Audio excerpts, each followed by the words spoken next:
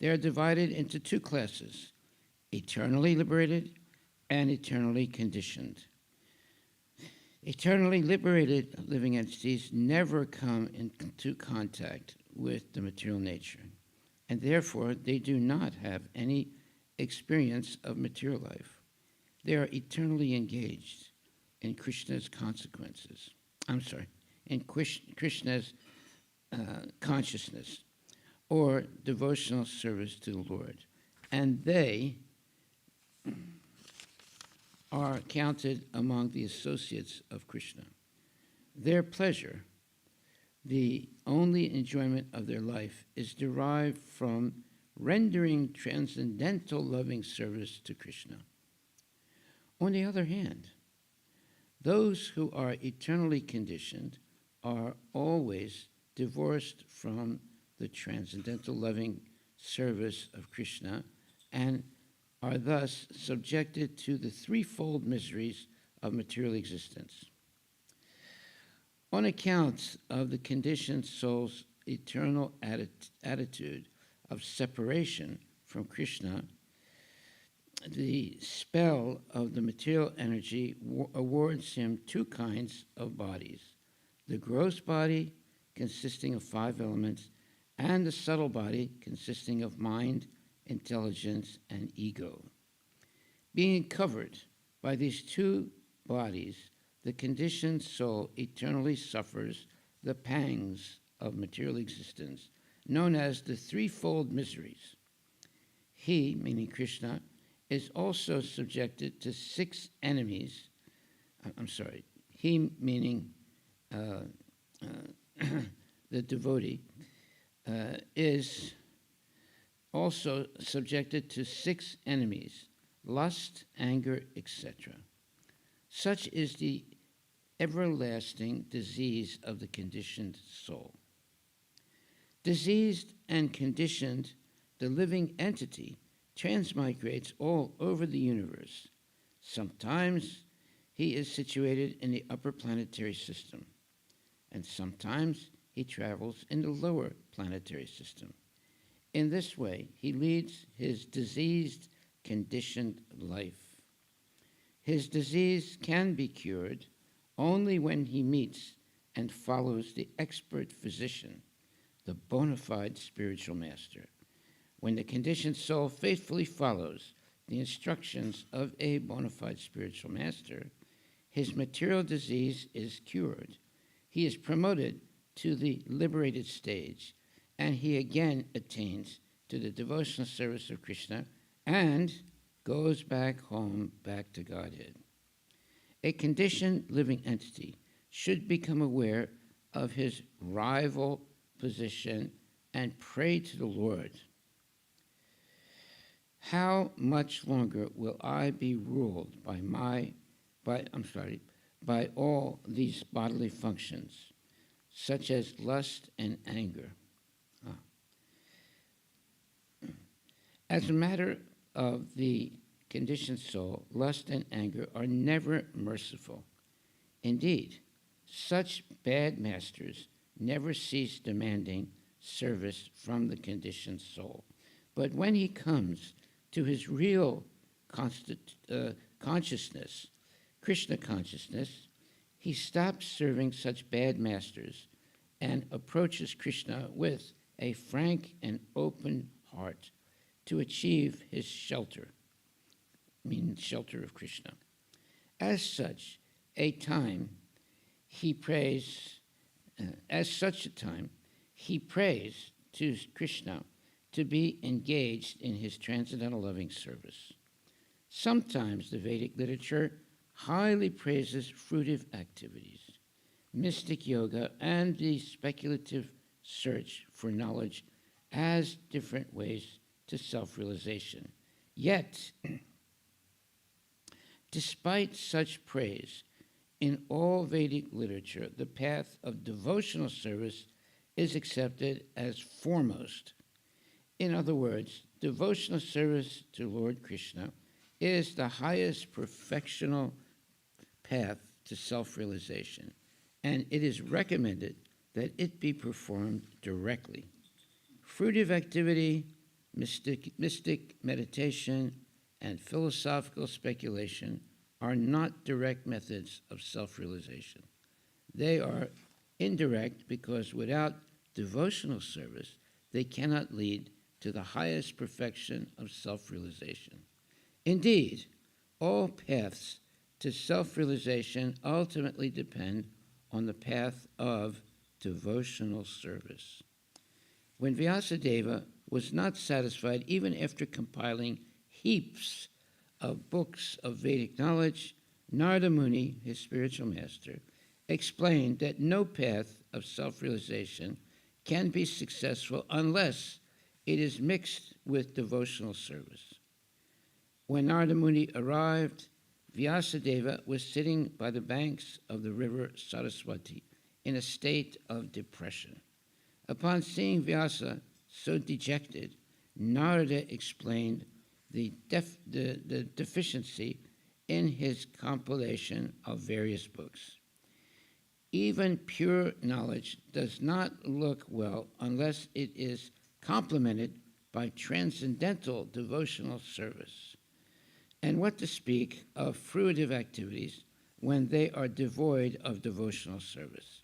How can they be of any benefit to their performer? Similarly, Sukadeva Goswami prays in Srimad Bhagavatam, there are many sages who are expert in performing austerities. There are many men who give much in charity.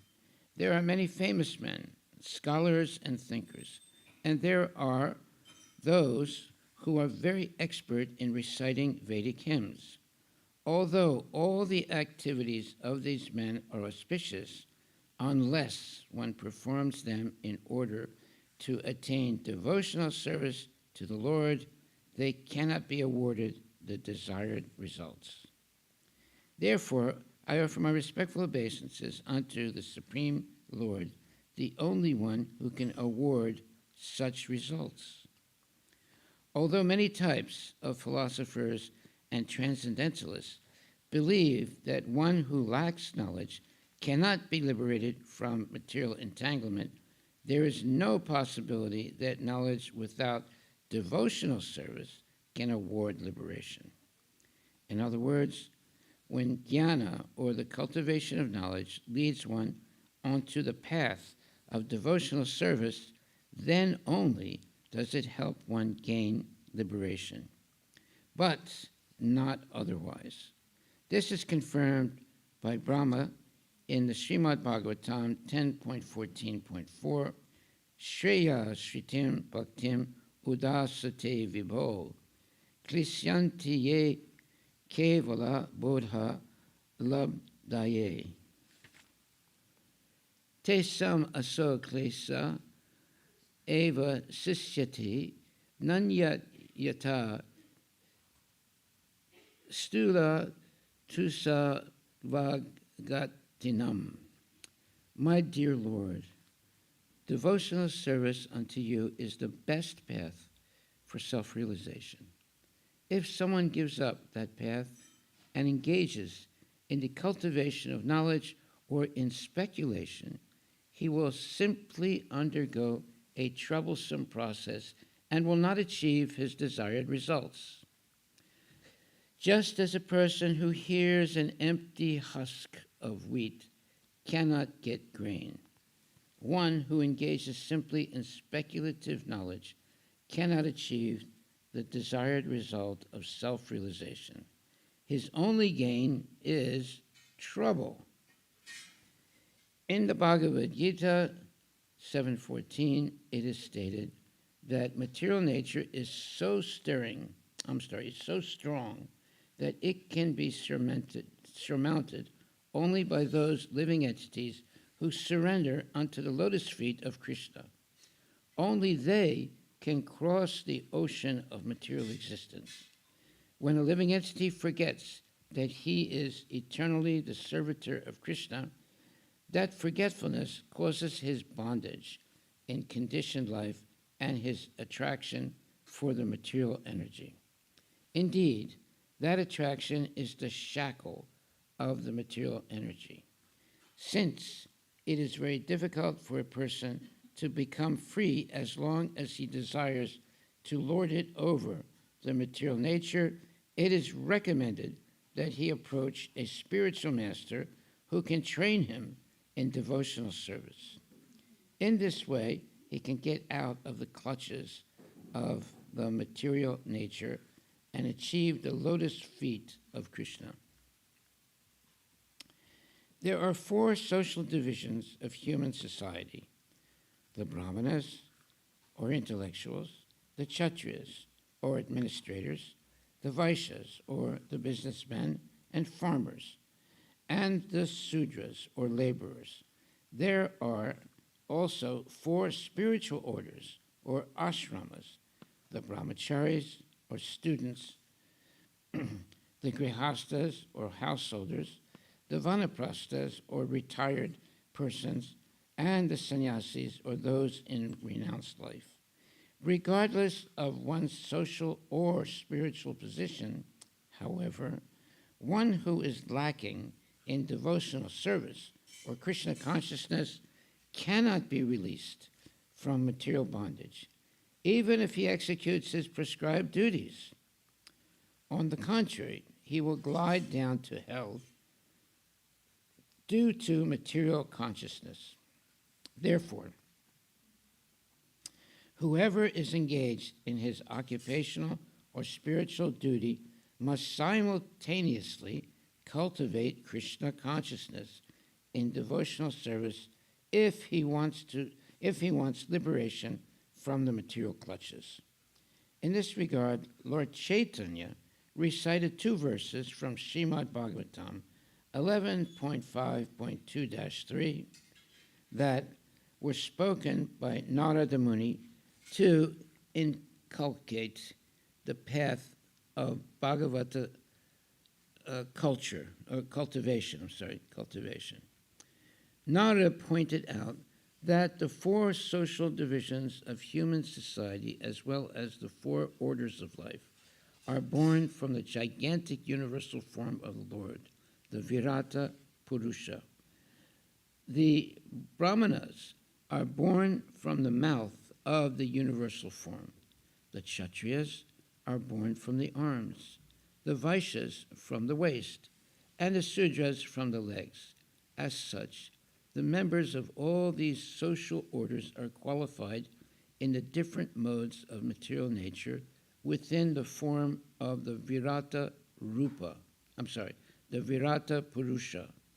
But if a person is not engaged in the devotional service of the Lord, he falls from his position, regardless of whether he executes his prescribed occupational duty or not.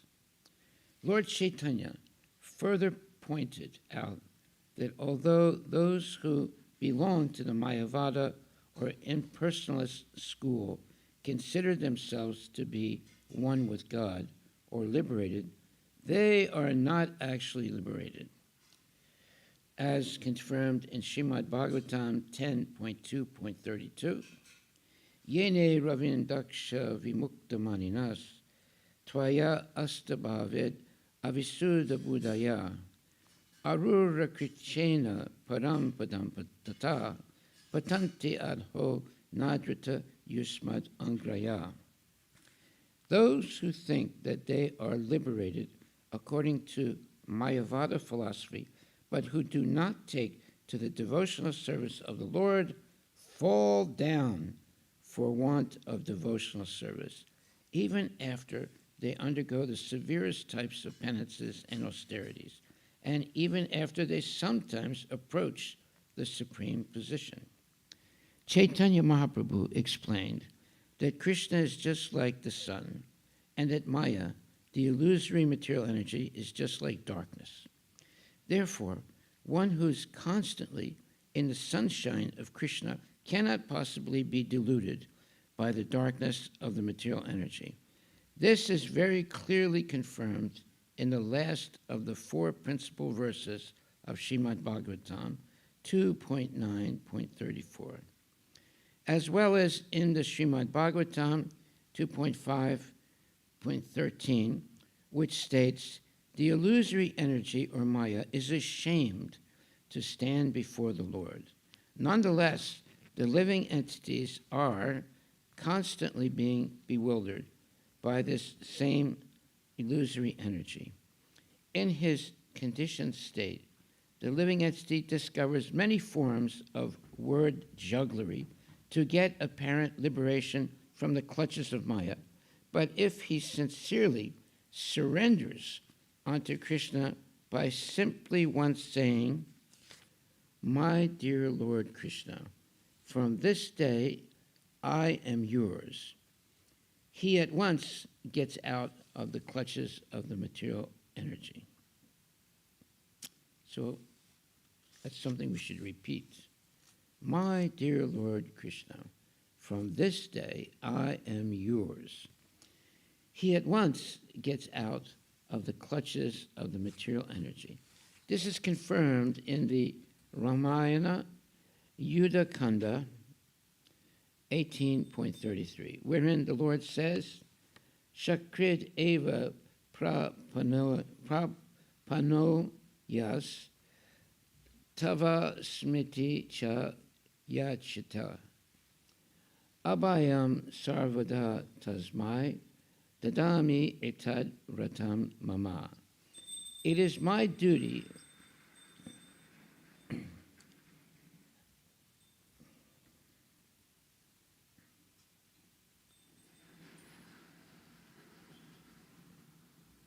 It is my duty and vow to give all protection to one who surrenders unto me without reservation. One may develop the desire to enjoy fruitive activities, liberation, jnana, or the perfection of the yoga system, but if one becomes very intelligent, he will give up all these paths and engage himself in sincere devotional service to the Lord. Srimad Bhagavatam 2.3.10 confirms that an intelligent person, whether free from desires or full of desires for material enjoyment or desirous of liberation, should engage in intense devotional service. Those who are ambitious to derive material benefit from devotional service are not pure devotees. But because they are engaged in devotional service, they are considered fortunate. They do not know that the result of devotional service is not material benediction, but because they engage in devotional service of the Supreme Lord, they ultimately come to understand that material enjoyment is not its goal. Krishna says that persons who want some material benefit in exchange for devotional service are certainly foolish because they want something that is poisonous for them. Yet, although a person may desire material benefits from Krishna, the Lord, being all-powerful, considers the person's position and gradually liberates him from a materially ambitious life and engages him in more devotional service. When one is actually engaged in devotional service, he forgets his material ambitions and desires. This is confirmed in Srimad Bhagavatam 5.19.27, Satyam Dissati Arhitam Arhito Nrinam, and so forth. Lord Krishna certainly fulfills the desires of his devotees who come to him in devotional service, but he does not fulfill desires that would again cause miseries. In spite of being materially ambitious, such devotees, by rendering transcendental service to the Lord, are gradually purified of desires for material enjoyment and come to desire the pleasure of devotional service. Generally, people come into the association of devotees to mitigate some material wants, but the influence of a pure devotee frees a man from all material desires by enabling him to relish the taste of devotional service. Devotional service is so nice and pure that it purifies the devotee, and he forgets all material ambitions as soon as he engages fully in the transcendental loving service of Krishna. A practical example is Dhruva Maharaja, who wanted something material from Krishna, and therefore engaged in devotional service. When the Lord appeared before Dhruva as four-handed Vishnu, Dhruva told him, "My dear Lord, because I engaged in your devotional service with great austerity and penances, I am now seeing you, whom even great demigods and sages have difficulty seeing. Now I am pleased, and all my desires are satisfied. I do not want anything else. I was searching for some broken glass, but instead I have found a great and valuable gem." Thus Dhruva Maharaj expressed his full satisfaction and refused to ask anything from the Lord, anything material. The living entity, transmigrating through 8,400,000 species of life, is sometimes likened to a log gliding downstream on the waves of a river. Sometimes by chance, a log washes up on shore and is thus saved from being forced to drift further downstream. In this regard, there is a nice verse in Srimad Bhagavatam 10.38.5 that encourages every conditioned soul. No one should be depressed by thinking he will never be out of the clutches of matter, for there is the possibility of being rescued exactly as it is possible for a log floating down a river to come to rest on the bank of the river. This fortunate opportunity was also discussed by Lord Chaitanya. Such fortunate incidents are considered the beginning of the decline of one's conditioned life, and they occur if one associates with the pure devotees of the Lord. By associating with pure devotees, one develops attraction for Krishna. There are various types of rituals and activities, some of which lead to material enjoyment and others to material liberation. But if a living entity takes to those ritualistic activities by which pure devotional service to the Lord is developed in the association of pure devotees, then his mind naturally becomes attracted to devotional service. In Srimad Bhagavatam 10.51.53, Muchukunda states, "My dear Lord, while traveling in this material world through different species of life, a living entity may progress toward liberation, but only when he gets the chance to come in contact with a pure devotee can he actually be liberated from the clutches of material energy and become a devotee of you, the personality of Godhead. When a conditioned soul becomes a devotee of Krishna, the Lord, by his causeless mercy, trains him in two ways. He trains him from without as the spiritual master, and he trains him from within as the supersoul. In this connection, there is a very nice verse in Srimad Bhagavatam 11.29.6, in which Uddhava says to Lord Krishna, "My dear Lord, even if someone lives as long as Brahma, he would still be unable to express his gratitude to you for the benefits derived from remembering you. Out of your causeless mercy, you drive away all inauspicious conditions for your devotee, expressing yourself from outside as the spiritual master and from inside as the supersoul. If one somehow or other gets in touch with a pure devotee and thus develops a desire to render devotional service to Krishna, he gradually rises to the platform of love of Godhead and is thus freed from the clutches of the material energy.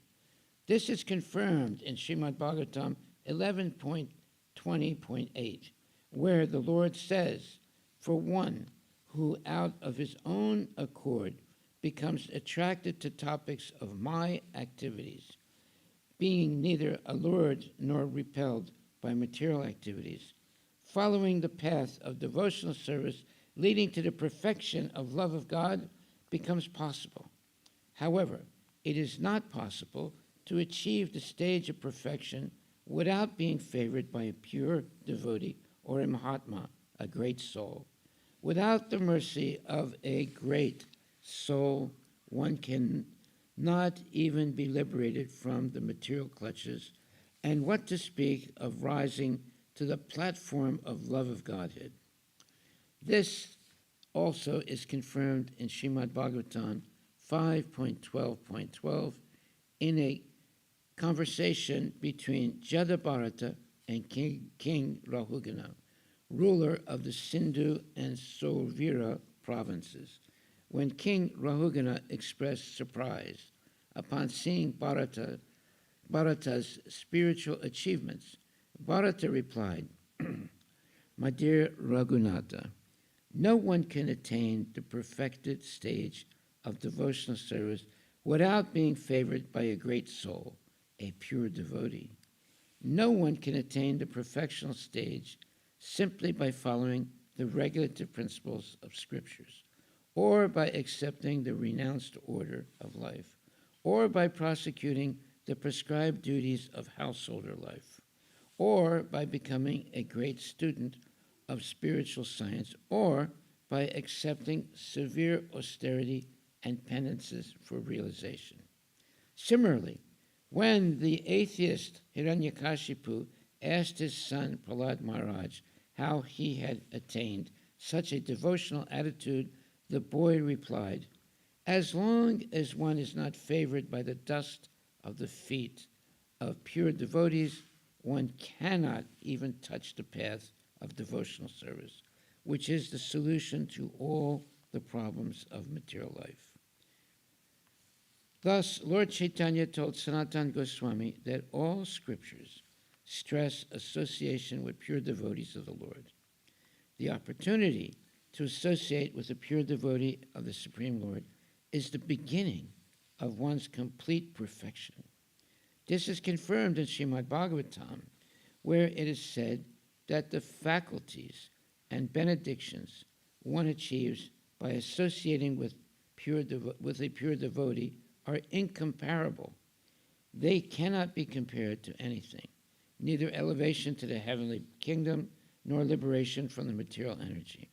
Lord Krishna also confirms this in the most confidential instruction in Bhagavad Gita 18.64 and 65, wherein he tells Arjuna, "Sarvam guyatamam bhuya shinume paramam vracha istomi dridham iti tato vakshyami te hitam.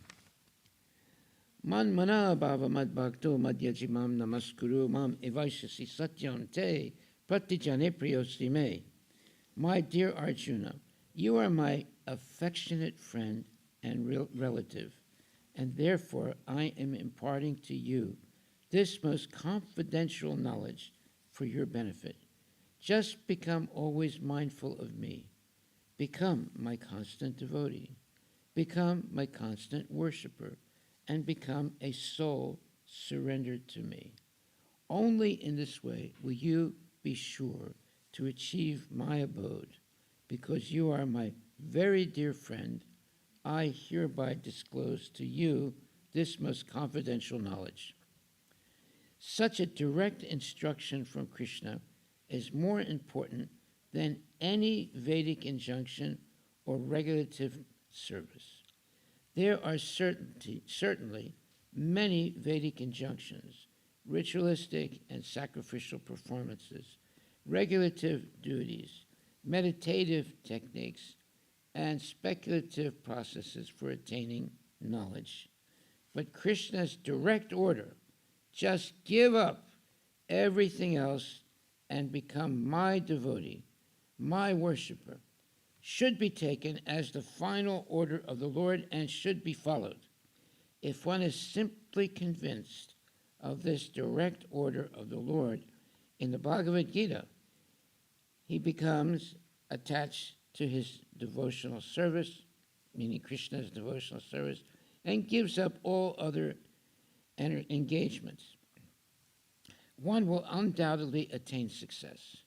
To confirm this statement, in Srimad Bhagavatam 11.20.9, Krishna says that one should follow other paths of self-realization only as long as one is not convinced of his direct order to become his, meaning Krishna's, devotee. It is the conclusion of the Srimad Bhagavatam and Bhagavad Gita that the direct order of the Lord is to give up everything and engage in devotional service. Firm conviction that one should execute the order of the Lord is known as faith. Oh, see, that's a nice definition of faith. Firm conviction that one should execute the order of the Lord is known as faith. One who has faith is firmly convinced that simply by rendering devotional service to Lord Krishna, all other activities are automatically performed, including ritualistic duties, sacrifices, yoga, and the speculative pursuit of knowledge. In fact, devotional service to the Lord includes everything, as stated in Srimad Bhagavatam 4:31-14.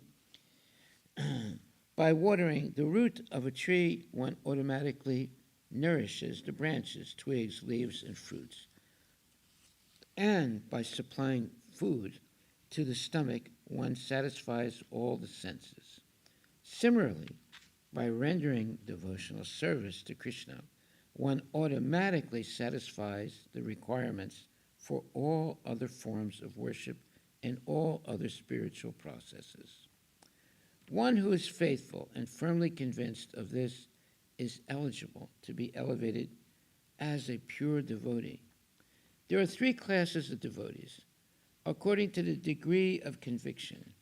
The first class devotee is conversant with all kinds of Vedic literature, and at the same time has the firm conviction mentioned above. He can deliver all others from the pangs of material miseries. The second class devotee is firmly convinced and has strong faith, but he has no power to cite evidence from the revealed scriptures. The third class devotee is one whose faith is not very strong, but by the gradual cultivation of devotional service, he can be promoted to the second or first class position. It is said in Srimad Bhagavatam 11.2.45 that the first class devotee always sees the Supreme Lord as the soul of all living beings or living entities. Thus, in seeing all living entities, he sees Krishna and nothing but Krishna. The second class devotee places his full faith in the Supreme Personality of Godhead, makes friends with pure devotees, shows favor to innocent persons, and avoids those who are atheistic or against devotional service. The third class devotee engages in devotional service according to the directions of the spiritual master, or engages out of family tradition and worships the deity of the Lord, but he has not cultivated knowledge of devotional service, and he does not know a devotee from whom, or does not know a devotee from a non-devotee. Such a third-class devotee cannot actually be considered a pure devotee. He is almost in the devotional line, but his position is not very secure. One can thus conclude that when a person shows love for God and friendship for devotees, displays mercy toward the innocent, and is reluctant to associate with non-devotees, he may be considered a pure devotee. But developing devotional service, such a person can persevere that every such a person can perceive that every living entity is part and parcel of the Supreme. In each and every living entity, he can see the Supreme Lord, or the Supreme Person, and therefore he becomes highly developed in Krishna consciousness. At this stage, he does not distinguish between devotee and the non-devotee, for he sees that everyone is engaged in the service of the Lord. Such a pure devotee continues to develop all great qualities while engaged in Krishna consciousness and devotional service.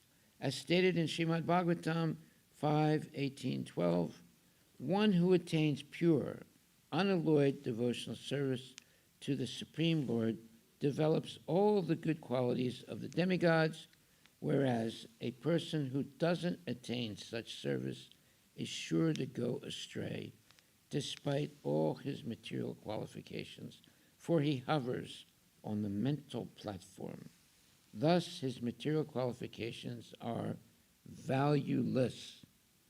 Hare Krishna, Krishna Krishna, Hare Hare, Hare Rama, Rama Rama, Hare Hare.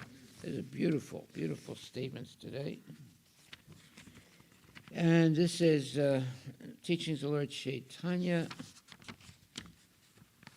Chapter 11, Service to the Lord.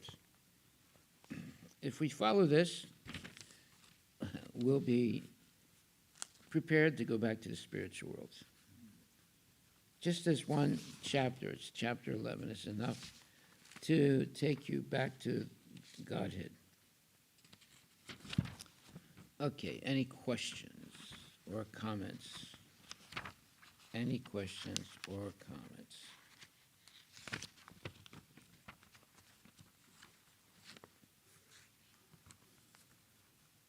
This was chapter 11, Service to the Lord.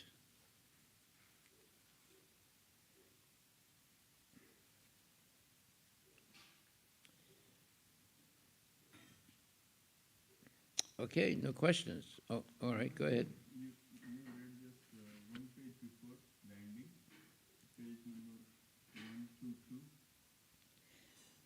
122.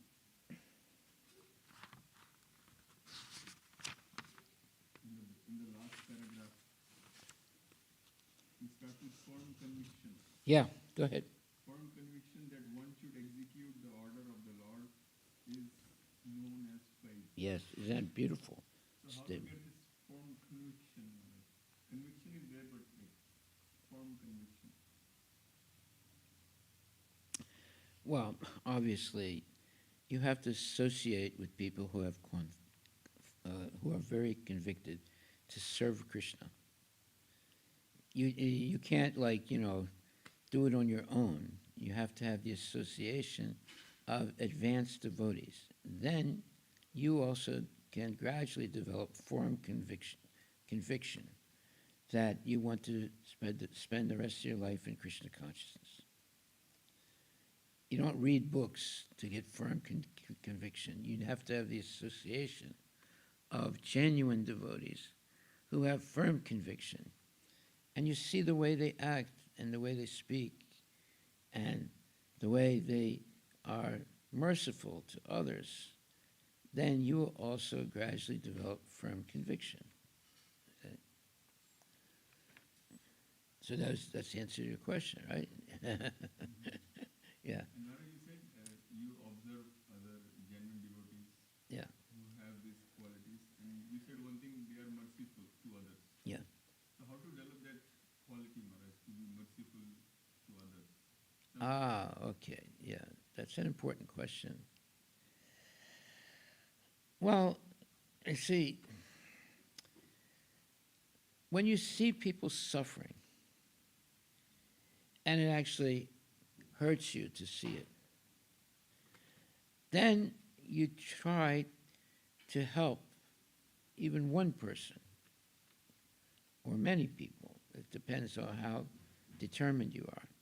But if you can at least help one person overcome all their miseries by being introduced to Krishna consciousness and by helping that one person learn as much as they're capable of the knowledge of Krishna consciousness, that will give you great satisfaction. The person you have helped so wonderfully will also be indebted to you, and you will have peace of mind. And the person that you helped will also have peace of mind. Now, some people can do that to just one person. There are other devotees who have the ability to help hundreds of the other persons to become Krishna conscious. But if you can just help one person to become Krishna conscious, you're guaranteed to go back to Godhead. Just one person. So imagine if you do it to many people, but just one person is enough. You go back to the Godhead because you've saved one person's life by teaching them to be Krishna conscious and to be surrendered to Krishna and also to develop love for Krishna. So, there you are. One comment, Maharaj. Yeah. We see in your all the different programs that you are running, you are very merciful on so many hundreds of people, thousands of people.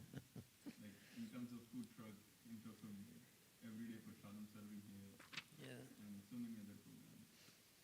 Yeah. You are very merciful.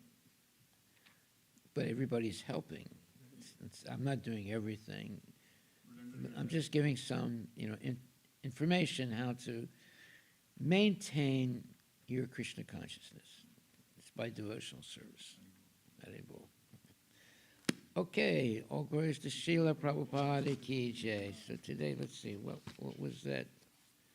It was chapter 11, was it? Yeah. Let me find that chapter.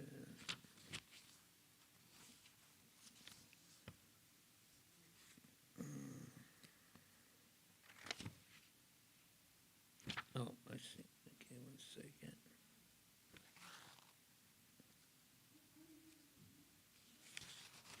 Yeah, chapter 11, there it is. Service to the Lord. I'm gonna mark this and read this tonight again. Okay, all glories to Srila Prabhupada Ki Jai. Hare Krishna, Krishna Krishna, Hare Hare, Hare Rama, Ram Ram Rama, Hare Hare Hare. Hare. Shri Krishna Chaitanya Prabhu Nityananda, Shri Krishna Balakrishna.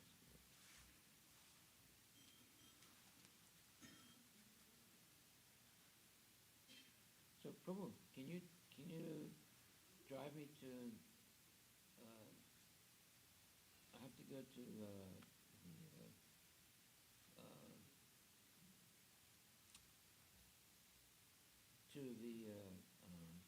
what's the name of it? I have to buy something. Yes, ma'am. Yeah.